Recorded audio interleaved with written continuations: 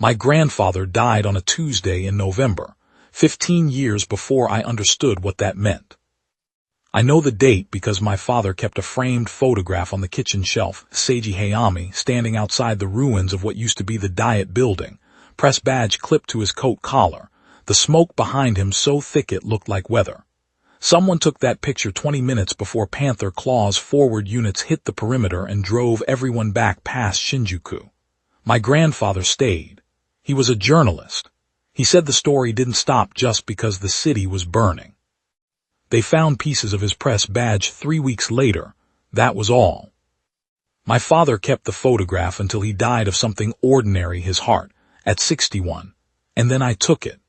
I kept it in my apartment in what used to be Saitama, which the provisional government called New Administrative Zone 4, which everyone else called the Gray, because that was what the sky looked like most mornings out there. Flat and colorless and patient, the way bureaucracy looks when it's given up pretending. I had spent 11 years as a courier, not the romantic kind. I moved encrypted drives between safe houses, delivered equipment requisitions to people who couldn't be seen sending equipment requisitions, and occasionally sat in the back of vehicles, while men who were pretending to be other men crossed checkpoints that Panther Claw ran with the kind of quiet efficiency that told you they had been doing it for a long time. I was not a fighter. I was not an analyst. I was a man with a forgettable face and a working knowledge of 17 transit routes that Panther Claw had not yet found reason to monitor closely. Then someone at the provisional government decided to start the New Generation project, and my forgettable face became useful in a different way. The project director was a woman named Professor Kisaragi. She was small and precise, and she spoke in the way that people speak when they have been building towards something for a very long time, and have learned that patience is the only currency that does not devalue under occupation. She showed me a file on a gray morning in what had been a university conference room, the window behind her overlooking a courtyard where the grass had grown knee-high because no one had mowed it in 4 years. The file described a device, the atmospheric element condenser. Her father's work, she said, though she said it the way you say something that is both a fact and a wound. The device could rewrite matter, reshape the physical architecture of whatever it was bonded to, given sufficient energy and a biological substrate willing to receive the process. Her father had intended it as a medical tool, a means of rebuilding tissue after catastrophic injury. Instead, Panther Claw had come for it, and her father had died making sure they did not get it, and his work had survived him in the body of a young woman who had no idea, at the time, that she was carrying it. That young woman was Honey Kisaragi. She was 22 when I first met her, and the thing that struck me immediately was that she seemed entirely too cheerful for someone who knew what she was. She had been living with the knowledge that she was an android, a synthetic human, a constructed person, bone and muscle, and something else underneath that hummed at a frequency you could not hear but could occasionally feel if you stood close to her during a transformation, for several years by then, and it had not broken her.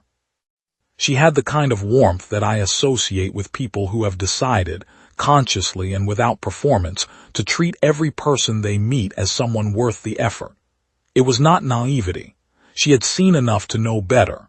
She had simply decided, and the decision held. Professor Kisaragi's project enrolled 7 additional candidates alongside Honey. Young women, most of them in their late teens or early 20s, each assessed for compatibility with a secondary version of the condenser technology, not the full device, but a derivative system that could grant limited transformation capability when bonded to a carrier. The process was not gentle. The bonding took 3 sessions spread over 6 weeks, each one leaving the candidate exhausted for days afterward, their body rewriting itself at a cellular level to accept hardware that had no business existing inside a human being. They all went through it, every one of them. I asked one of them once, Mickey, who was 19 and had come to the project from a village outside what used to be Nagano, why she had agreed to it. She thought about it for a moment in that methodical way she had, sitting on the steps outside the dormitory block with a cup of something warm between her palms. "Because someone has to," she said, and then she went back inside. My job was intelligence. I had contacts in the transit networks, in the checkpoint administration, in 3 of the shadow markets that Panther Claw allowed to function, because taxing them cost less than suppressing them. I fed the project everything I gathered about Panther Claw's operational patterns, unit movements, supply chains, the identities and territories of the Claw commanders who served as the organization's regional enforcement arm. I sat in the back of briefing rooms and put information on screens, and let Professor Kisaragi and the team decide what to do with it. I told myself I was useful. What I meant was that I was at a safe distance from the part that required courage. The first time I understood what Panther Claw actually was, it was not from a report. It was from watching what they did to a settlement called Fuchu. Fuchu had been a mid-sized administrative district that found itself, after the fall of the central government, in a gap between Panther Claw's established territorial lines. For 3 years it had existed in a kind of uneasy independence, not organized enough to resist, not valuable enough to absorb. Then something changed in Panther Claw's calculus, and 2 of their Claw commanders moved on the district simultaneously. What they did there was not a military operation, it was a harvest. The Claw commanders, I knew them by their operational designations, Joker Claw and Harajuku Claw, neither name belonging to anything human in the way the word human is supposed to mean, had the ability to subsume their targets. Not kill them, something else. The people they took ceased to exist as individuals. What remained was a body wearing the original person's face, carrying the original person's memories in a form that could be accessed and replicated, capable of passing through any social checkpoint that relied on recognition. It was the most efficient infiltration method imaginable. You did not replace a person's identity. You wore it, and the original continued to exist somewhere inside it, conscious enough to suffer, never enough to resist. We found out about Fuchu because one person escaped. A man named Takahata, a retired schoolteacher who had hidden in a drainage channel for 16 hours while Joker Claw's units moved through the streets above him.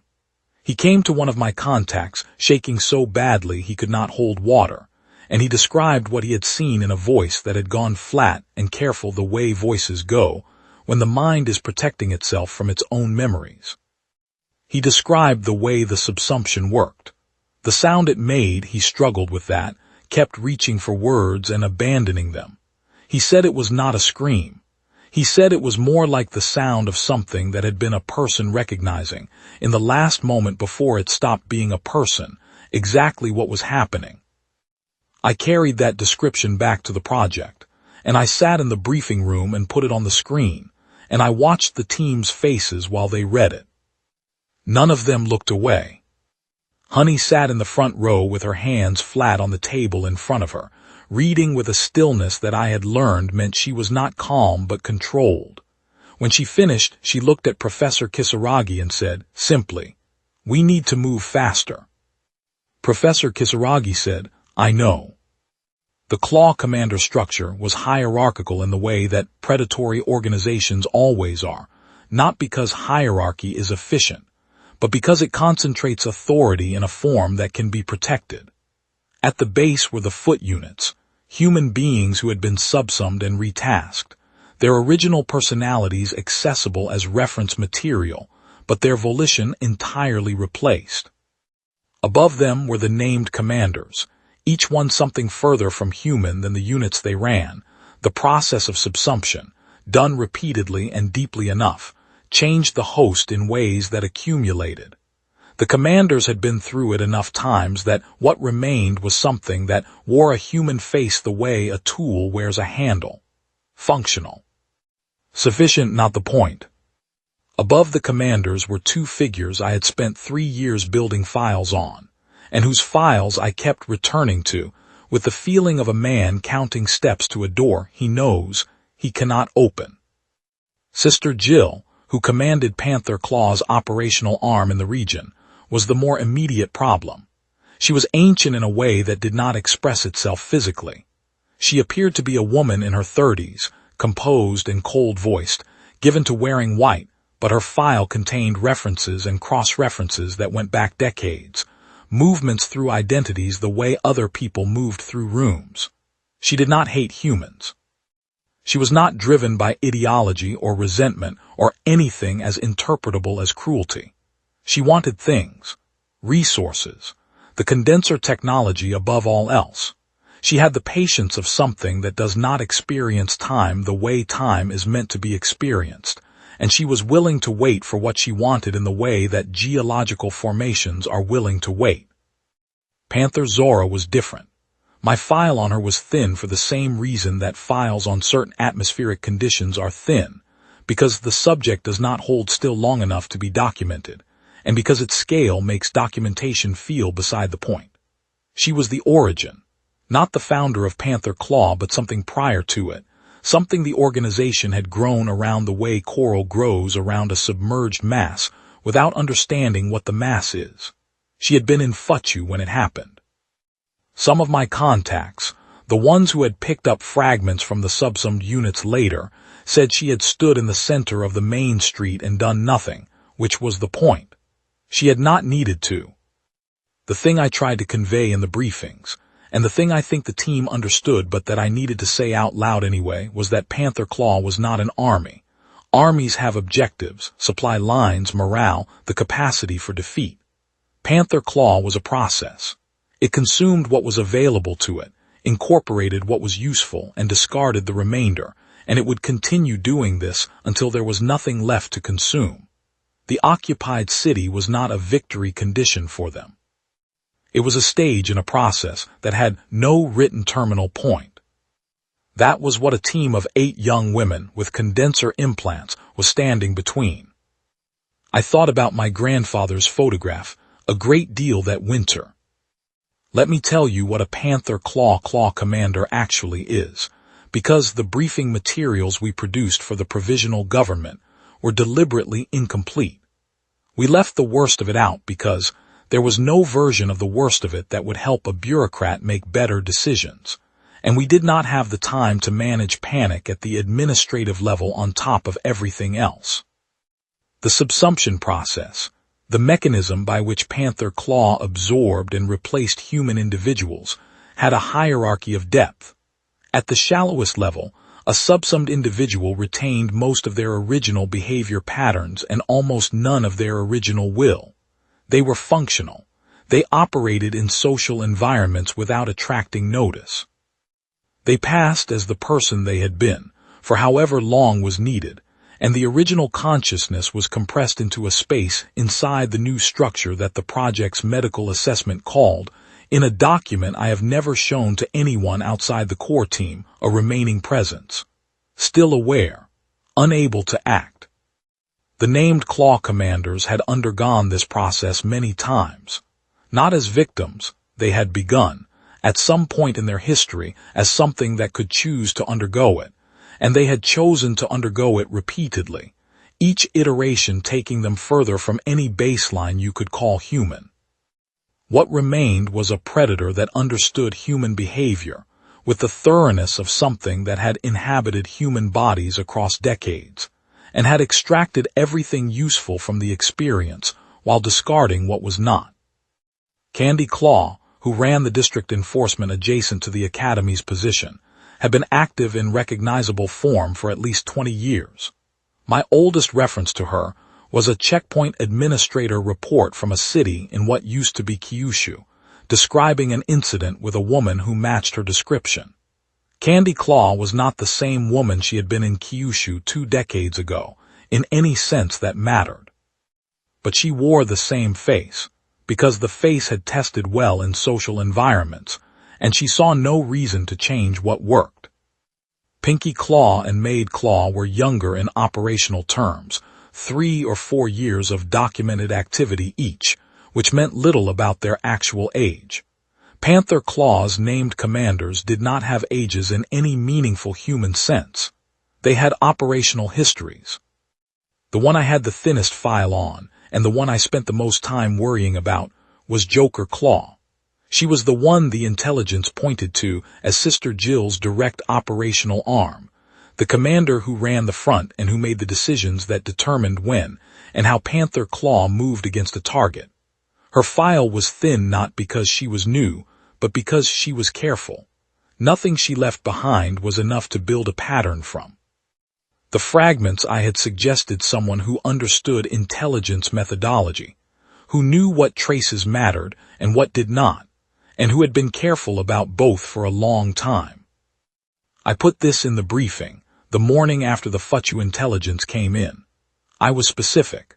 I told the team that the Panther Claw file was the one I trusted least, that the picture I had built of her operational tempo and trigger points was built on too few data points to rely on, that if they were planning around my assessment of her decision cycle, they should build in contingency.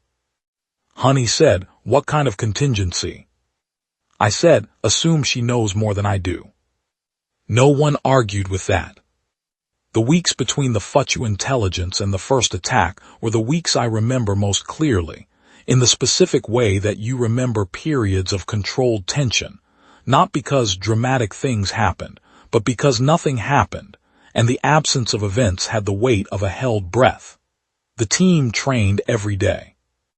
Not because they needed to refine technique. The basic engagements they had been drilling for months were as polished as they were going to be, but because training was the thing you could control, and when you cannot control the external situation, you control the internal one. I watched Honey put the team through the same corridor clearance drill 23 times on a Wednesday afternoon. The same drill, the same corridor they had chalked out in the dormitory courtyard, the same sequence of positions and transitions. 23 iterations. I counted. She ran it herself each time, taking a different role in the sequence, because she wanted to understand every position in the drill from the inside rather than directing from outside. After the 23rd iteration, she called a break. The team sat in the courtyard, most of them with water, a few just sitting. Honey stood at the edge of the chalk marks and looked at them. She did not say anything motivational. She did not give a speech about what was coming or what it meant. She said, "Your left corner coverage is 2 seconds slow," to the young woman who had been running that position. "We need to fix that before we need it to matter." The young woman nodded. They ran it again. That was how it went. No ceremony, no dramatic preparation. Just the work day after day until the work was as good as it was going to get and the thing they were waiting for arrived. I ate dinner with the team 3 times a week during that period. Not for any operational reason. It was not in my job description. There was no intelligence value in it. I did it because I spent the rest of my time alone with the charts and the radio, and the charts and the radio were not good company, and the team ate together in the way that people eat when they have stopped being polite to each other and started being honest, which is the better kind of table. Mickey ate quickly and left early most nights. The young woman who ran left corner coverage, her name was Yuki. She was 20 and had been a competitive swimmer before the occupation made competition seem beside the point, ate slowly and talked a great deal, which I appreciated because she filled the silences that I was not good at filling. The twins ate in the same rhythm, which they did not seem to be doing consciously. Honey ate whatever was in front of her, and listened to everyone else talk, the way a person listens when they have decided that listening is how they stay connected to the people they are responsible for. One night about 3 weeks before the attack, I was still at the table after most of the team had left, going over my charts with a cup of something warm that had gone cold. Honey came back in to get something she had forgotten, a notebook. She picked it up from the end of the bench without ceremony, and then stopped. She looked at the charts. She had seen them before in briefings, but this was the first time I think she had seen me with them in a non-briefing context. The map spread out under bad light, all the asterisks and unknowns. She said, "Are you sleeping?" I said yes, which was not entirely accurate. She sat down across from me, and looked at the charts for a moment. "You know," she said, "my father's notes had a lot of unknowns in them too. The original device specifications. He kept nodding things he couldn't confirm, things he'd have to test in practice, places where the theory ran ahead of what he could verify. And he built it anyway," she said. "He didn't wait until the file was complete." She picked up her notebook. "Neither do we." She left. I sat with that for a while. Then I folded the charts and went to bed and slept better than I had in 2 weeks. That was the last quiet night before the attack came. The attack on the St. Chapel perimeter came 6 weeks before we expected it. I had received intelligence, partial, second-hand, 3 removes from the original source, that Panther Claw was planning a methodical sweep of the corridor between the old Shibuya district and the Academy's location. Methodical sweeps took time to organize. I had calculated conservatively that we had 2 months before the vanguard units would be close enough to represent an immediate threat. I put that estimate on the screen at the Monday briefing. I was specific. I used the word conservative. What I had failed to account for was that Joker Claw's unit had already subsummed one of our external contacts, not a project member, a transit coordinator named Shida, who knew the Academy's general location but not its specific position. Joker Claw's unit had worked from his memories and triangulated. They had been 6 days from the perimeter when I gave my briefing. They were at the perimeter 14 hours later. I was in the operations room when the first alert came in. Motion sensors along the eastern approach, multiple contacts, no profile match to any friendly unit. Then the sensors along the northern fence line. Then the camera feed from the access road showed a column of subsummed units moving at a pace that was slightly too uniform to be human. The subsumption process optimized certain aspects of locomotion, removed the small hesitations and irregularities that come from a mind that is uncertain about its own body. Professor Kisaragi looked at the feeds for approximately 4 seconds and then said, "All teams." I watched from the operations room. That is the honest account. I had a headset and a screen and a radio connection to Honey's earpiece, and I watched. Honey went out first. She did not hesitate at the door. She hit the exterior lights as she cleared the threshold, the condenser cycling up with a sound I will spend the rest of my life trying to describe accurately, not mechanical, not biological, something that occupied the space between those categories with the confidence of something that had not been designed to fit into either. She was wearing what the project called the active configuration, the form the condenser generated around her when it was running at operational output, and it was difficult to look at her directly for reasons that had nothing to do with brightness. She was genuinely herself, and she was also more than that, in the way that a wave is the ocean and also not the ocean, and the distinction felt important. Mickey and the others came out behind her, color-coded not by design, but by accident of how the derivative condenser systems had expressed themselves in each carrier. Mickey's output tended toward blue. The twins, the 2 young women who had bonded with paired units of the same secondary system, ran in a gray-white configuration that shifted when they moved together. The rest spread wide, instinctively, taking the spacing they had drilled without needing to be told. Joker Claw's unit hit them head-on. I had seen security footage of subsummed units in action before. I thought I understood it. The footage had been at a distance and at night, and it had looked like a crowd moving with unusual coordination. Being there, even through a camera feed, even from inside a building, was not the same. The units moved in a way that bypassed the normal human social calculation, the small unconscious assessment that people make when they see other people moving toward them, and replaced it with something that had no parallel in any human behavioral library. They were not angry. They were not afraid. They were executing a function. Honey stopped the first rank with a technique that the project's training materials called a primary discharge, but that I privately thought of as the thing she does that looks like sunlight deciding to fight. A wave of rewritten matter, the condenser pushing outward, and the subsummed units in the forward rank staggered, not because they were damaged, but because the condenser output disrupted whatever signal structure was coordinating them. I had not known it could do that. Professor Kisaragi had not mentioned it. I think she had suspected, based on her father's original research notes, and had chosen not to promise something she could not confirm.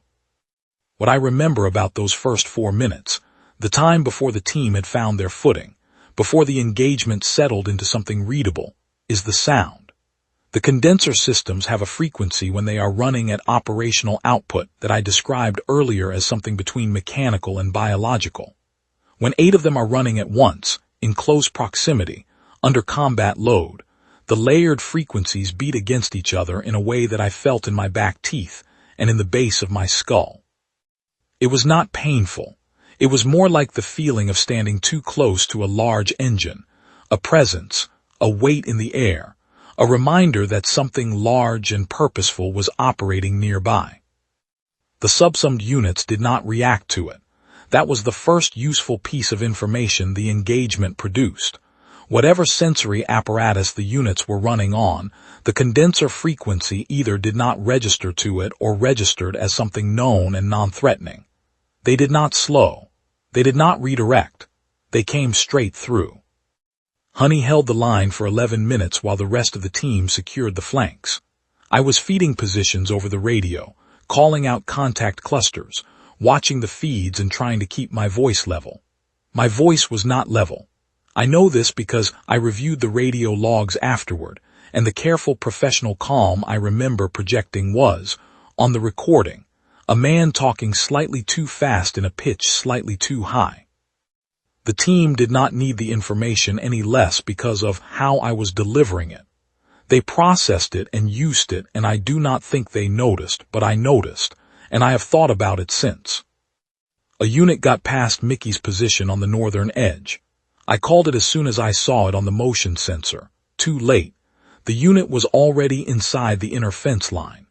Mickey turned and took the hit across her left arm, the impact hard enough that I heard it through the audio feed as a sound like something being struck that was not supposed to be struck, and she went down hard. The half-second before she got up was the longest half-second I remember from that night. Then she was up, left arm against her side, the blue of her condenser configuration still running cold and steady, and she was moving back into position. A unit got through on the southern flank as well. This one made it further, inside the inner fence line, and moving toward the dormitory block before 2 team members cut its angle simultaneously, working the same corridor clearance drill I had watched them run 23 times on that Wednesday afternoon. Left corner coverage, the position that had been 2 seconds slow. It was not 2 seconds slow this time. There's something I want to say about what it means to watch people do something they have prepared for when the preparation matters. It is not the same as watching people be brave. Bravery is something you summon in a moment. Preparation is something you build over time, knowing the moment is coming, accepting that you will need it and doing the work anyway. The team had done that work. I had watched them do it, and when the moment arrived, the work was there. The part I did not expect, and that I have thought about many times since, was the moment when the unit structure began to pull back. Subsummed units do not retreat. They execute functions until the function is complete, or until they are physically incapable of continuing. The pullback was a decision being made by someone behind the line, a commander reading the engagement and determining that the cost was not justified by the current objective. The unit column withdrew in good order and disappeared back into the dark beyond the perimeter sensors. We had won the exchange. 8 young women with condenser implants had stopped a Panther Claw assault unit in a direct engagement. I have the sensor logs. I can show you the numbers. What I remember is Mickey, standing at the edge of the inner fence line with her left arm pressed against her side, and her face in an expression that I had never seen on her before and have not seen since. Something between exhaustion and a decision made so deep that it did not require a face to show. I have a daughter now. She was born years after this. But when I look at my daughter, sometimes I think of Mickey's face in that moment, and I think, that is what it looks like when someone is not a child anymore, and they know it, and they are not asking for your sympathy about the fact. The withdrawal was tactical. That was clear within 48 hours. Joker Claw had pulled back to assess. What the unit column had encountered at the perimeter had not matched their operational models. Panther Claw's subsummed intelligence was deep and comprehensive, but it was built from human behavioral and biological baselines, and the condenser systems were not fully mappable in those terms. They needed information before the next approach. They got it by sending Joker Claw herself. I want to be precise about what the named commanders were, because the word alien is easy to use, and it is not wrong, but it misses something. Joker Claw, in the form she arrived in, looked entirely human, a young woman, dark-haired, dressed in layers that suggested she had given her appearance some thought. She was carrying a flag of parley that had no precedent in any protocol we had, which was the point. She walked to the outer perimeter fence at 9 in the morning, and stood there until someone came out to speak with her. Honey went without armor, without the condenser running. I listened over the radio link. Professor Kisaragi was beside me at the operations console, her hands folded, not looking at the screens. Joker Claw's voice was pleasant. That was the thing that stayed with me. She had perfect vocal modulation. She had, after all, occupied enough human faces to understand precisely how human vocal warmth is produced, and she spoke to Honey the way you speak to someone you are genuinely interested in. She wanted, she said, to propose an arrangement. The project had demonstrated a capability that Sister Jill had not anticipated. That capability was valuable. The arrangement she was proposing would preserve the project, preserve the academy, and provide the team with operational autonomy that no resistance cell in the region currently possessed. What it would require was the condenser. Not Honey's death, not the team's surrender, just the device. Honey stood at the perimeter fence for what felt like a long time and was, I confirmed later from the timestamp, 40 seconds. Then she said, no. Joker Claw's pleasant voice did not change. She said she had expected that. She said she wanted to make sure Honey understood that the offer would not be made again. She said it with genuine regret, the kind of regret that belongs to a process acknowledging the cost of a necessary step, not the kind that belongs to a person. Honey said, I understand. Joker Claw left. I was standing at the operations console trying to breathe at a normal rate when Honey came back inside.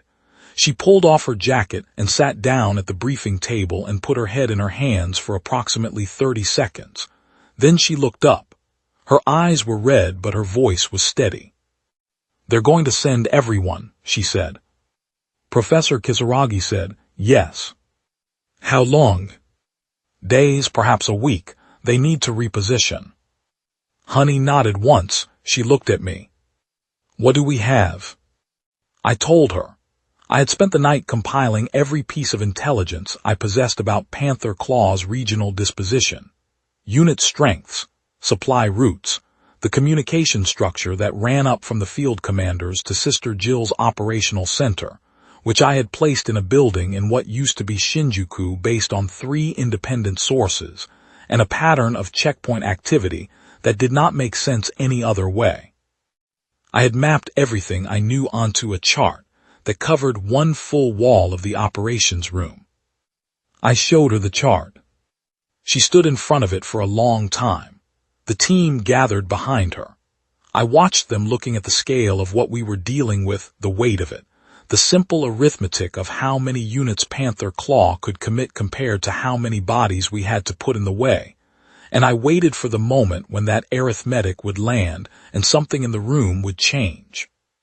It did not change. Mickey said from the back of the group, so we go to them. Honey turned around. Mickey's arm was in a sling.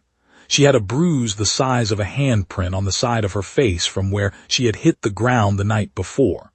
She was looking at the chart with the same methodical focus she brought to everything. "If we wait here," she said, "they regroup and come in force and we hold until we can't. If we go now while they're reorienting, we pick the ground." "Their center is in the city," Honey said. "I know where it is." Honey looked at me. I had put the operational center on the chart. I had marked it with an asterisk and a note that said estimated high confidence. "How confident?" she asked. "High," I said, "not certain." "Can we get there?" I thought about the transit routes. The checkpoints I knew were lightly staffed in the early morning because the commander responsible for that corridor was running a secondary operation that pulled resources. The drainage infrastructure in that section of the city that had not been monitored since the year before, because Panther Claw did not think anyone would use it. The contact I had in the building management network, who had given me 3 weeks ago a maintenance schedule that included the access codes for the service levels of the Shinjuku block where I had placed the center. "Yes," I said. Honey nodded. "Then we go tonight." I went with them. I want to be clear that this was not courage. I was the only person who knew the routes well enough to navigate in the dark, and the team could not afford to get lost, and so I went. That is the accurate account. We moved through the drainage infrastructure for 4 hours. 7 women and me, carrying the weight of the condenser systems and whatever else they had packed. And they had packed efficiently, without waste, in the way that people pack when they have thought carefully about the difference between what they might want and what they will actually need. I led with a light source I had kept low to avoid detection, and trusted the sensor data in my earpiece to tell me when we were approaching monitored sections. We surfaced 3 blocks from the target building in what had been a residential district, and was now a series of structures that Panther Claw had converted to staging functions. Warehousing, primarily, the kind of logistics infrastructure that an organization needs when it is processing a large volume of material. The material I did not say aloud. Honey touched my arm in the dark before we came up through the service hatch. Not a gesture of reassurance, a practical one, checking that I was ready. I nodded. She went up first, then the others, then me last into the cold air above the city, and I looked south and saw the lights of the Shinjuku block, still burning at 3 in the morning, the operational tempo of something that never actually sleeps. The approach across those 3 blocks was the longest I have ever experienced. We moved in intervals, team members covering each other's movement with the patience of people who had been drilling this for months and who had learned the hard way, 6 weeks ago at the perimeter, what happened when the drilling failed.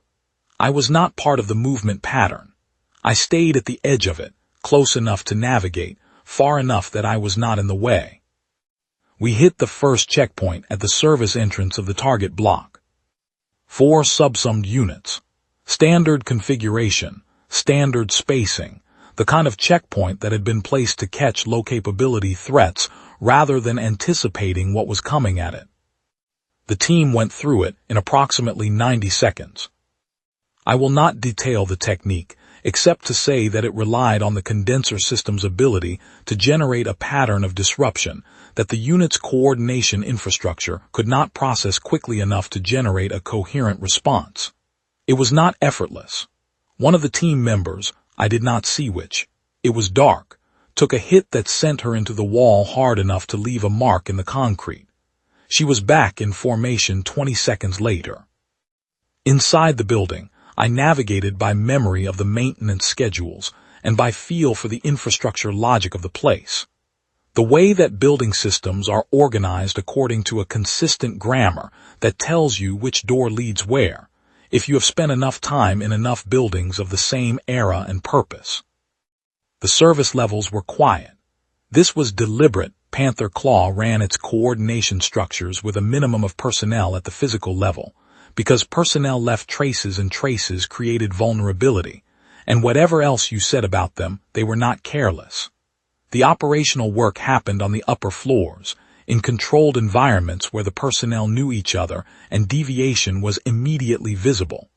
The The service levels were simply infrastructure. No one of consequence worked there. No one of consequence was watching. We went up through a utility stairwell. I had the maintenance access codes on a slip of paper in my coat pocket, which I had memorized and kept the paper as backup because the night my grandfather died, as my father told it, the reporter who was supposed to be with him had tried to file his notes from memory and gotten the street wrong, and the search went to the wrong street, and by the time they found the right one there was nothing to find. I kept the paper. The third floor had 2 guards I had not known about. They were not subsummed units. They were human, or appeared to be, and they were armed and alert in a way that the subsummed units were not, because the subsummed units operated on coordination signal, and these were operating on individual judgment, which was actually harder to plan around. Honey looked at me. I shook my head. They were not in my intelligence. She looked at the team. Some kind of communication passed that I was not part of, rapid and quiet, the shorthand of people who had drilled together long enough to have a language made of half gestures and minimal sound. 2 team members went around the long way, through a parallel corridor I had identified as clear. Honey went direct, walking as though she belonged there, which is the oldest method and the one that still works because there is no countermeasure for confidence that is entirely genuine. The guards challenged her. She kept walking and talking, something low-voiced and entirely plausible that I could not hear clearly, and by the time they were deciding whether her explanation made sense the 2 team members had come up behind them, and the engagement lasted less than 10 seconds, and we kept moving. I had not planned any of that. The team had done it on instinct built from months of preparation, adjusting to a variable I had failed to provide. I thought, moving up the stairwell to the 4th floor, about how much of any operation is the plan, and how much of it is the capability to work without the plan. I had spent 3 years building the plan. The capability had been built by 8 young women doing the same corridor drill over and over in a chalked-out courtyard. We found Sister Jill on the 14th floor. I had expected more security. I had run models in my head on the transit route and estimated what would be waiting. I had been conservative, because being conservative had served me well. The 14th floor had 2 guards at the stairwell entrance, not subsummed units, which told me they had been drawn from a different command pool, something higher in the hierarchy.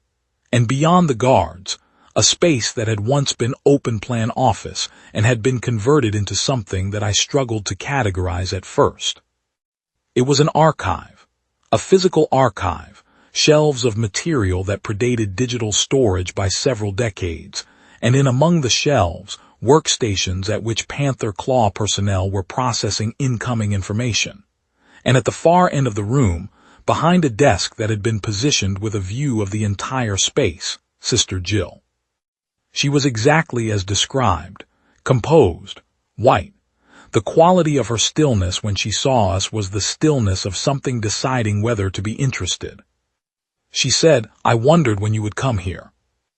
It had been 12 years since I started building her file, and I had never expected to be in the same room with her. I stayed near the stairwell door. I want to be honest about the reason. She was the most frightening thing I had ever been near, and the reason she was frightening was not her capability, though that was real. It was her patience. You could feel it, the way you can feel the change in air pressure before significant weather. Something that had been waiting for a long time, that had learned to find waiting effortless, that had watched plans play out across time horizons that had nothing to do with human lifespan.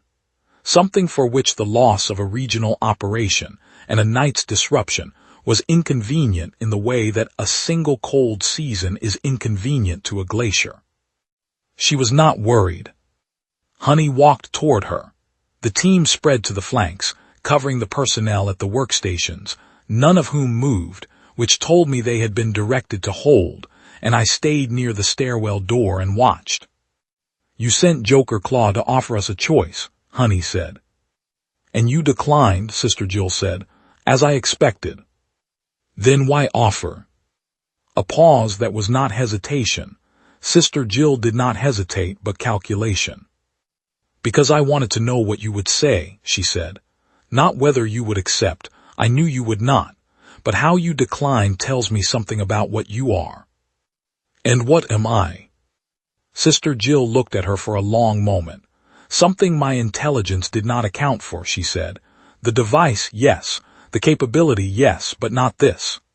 She made a gesture that encompassed the room, the team, me at the door, the entire situation. This was not in the model. Because we're human, Honey said. You are not entirely human. I know what I am, Honey said. I chose this anyway. The thing I remember about that exchange, and the thing I have returned to many times since, is not the words but the gap between them. Sister Jill had spent, not decades, I think, but something longer, building her understanding of human beings from the inside, carrying their memories and their behavioral patterns and their decision-making frameworks, and she had reached a point of deep familiarity with all of it. She could predict human reactions with the accuracy of something that had run the test thousands of times. What she could not predict, and what I think genuinely surprised her in some functional equivalent of the way that surprise works, was a human being who had been given every reason to make the convenient choice, and who was not making it for reasons that were internal rather than calculated. Honey was not defying Panther Claw because defiance was strategically correct. She was defying it because she had decided who she was, and who she was did not leave room for the arrangement Joker Claw had offered, and that was the end of the decision process. You cannot model that. You can catalog the behavior, you can note the outcome, but you cannot build the model that predicts where the line will be because the line is not drawn by circumstance. It is carried. Whatever response Sister Jill had been calculating, that was not the variable she had been working with. I could see it in the fraction-second delay before her expression resolved. The team moved.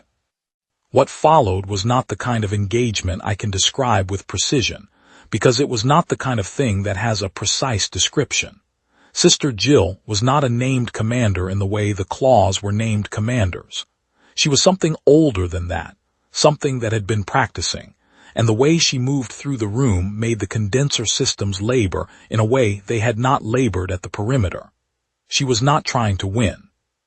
She was trying to reach Honey, specifically the condenser, and she moved with the single-mindedness of a function that had been running for so long it had forgotten what it would do if it completed. Mickey stopped her. Not alone. The twins cut her angle twice, and 2 other team members occupied her flanks, and Honey was in front of her and working. But Mickey, with her one good arm and the condenser running blue and cold in the dark of the room, found the gap in Sister Jill's attention and put herself into it. And the collision between them was audible from where I was standing. Sister Jill went down. She was not dead. She was not permanently incapacitated. She was disrupted in a way that I did not fully understand at the time and have only partially understood since, reading the notes Professor Kisaragi made in the weeks after. The condenser output at that kind of intensity interferes with the subsumption process at a fundamental level. It disrupts the structural coherence of whatever the named commanders carry inside them that replaces the original person. The disruption is not permanent. Given time, it would resolve, but time was what we were counting on. Honey knelt beside Sister Jill. I watched from the door. Sister Jill's eyes were open. Her composure was intact, in the way that a building facade is intact after the interior has burned, the surface holding shape while the structure behind it had been compromised. Honey said quietly the thing that I have been trying to find words for ever since. You took my father, you took his work, you subsummed this city and you thought that was the end of it. She paused. It wasn't. Sister Jill said nothing. We're going to take this building, Honey said. We're going to dismantle your archive and your coordination structure, and then we're going to keep going. Not because we have to, because we decided to. She stood.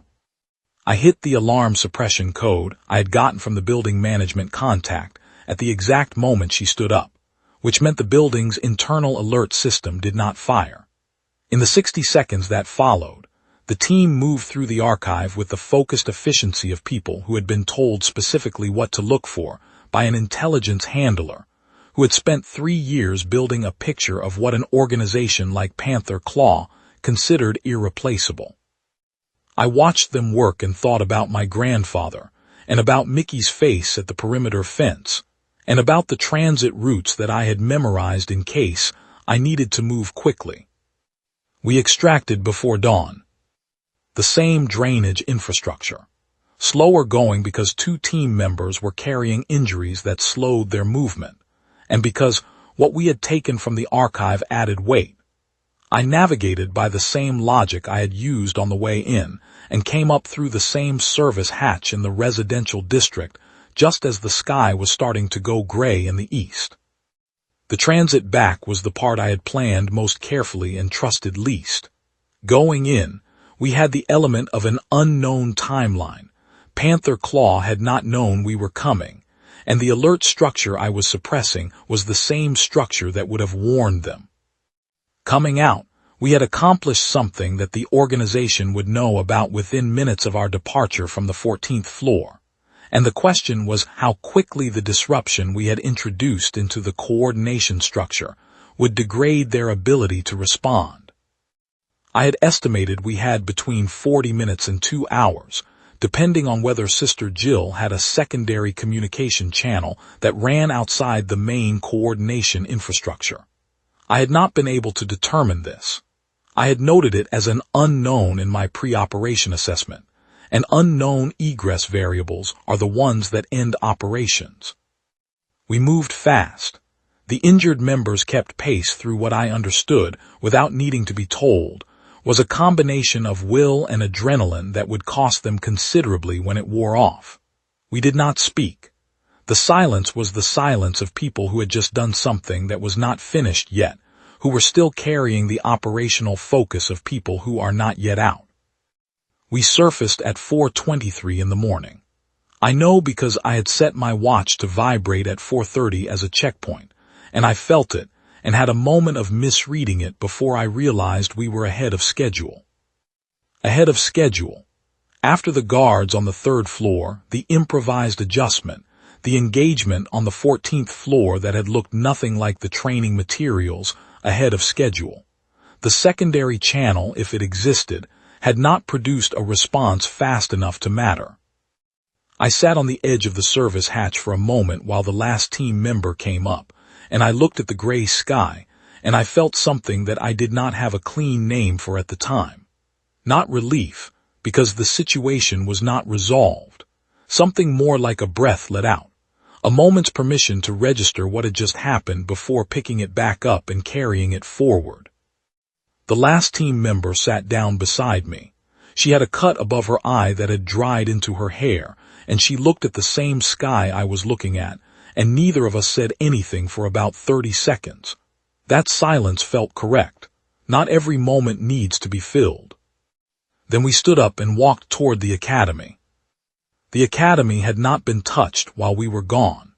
Panther Claw's operational structure had been running its reorientation through the center we had just disrupted, and the disruption had propagated outward through the command chain in ways that would take days to resolve.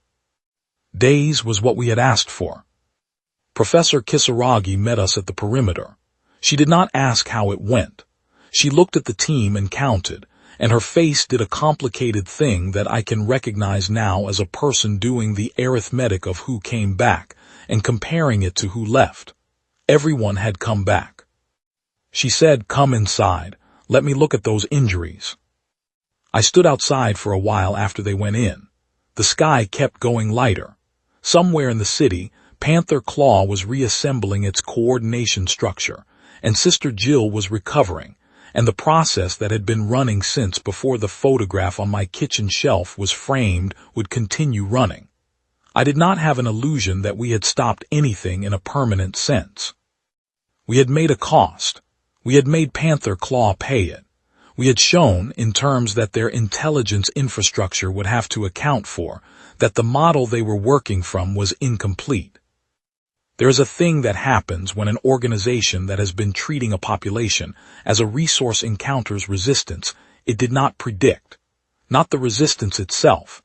Any organization that consumes populations has planned for resistance, modeled it, developed methods for absorbing and eliminating it.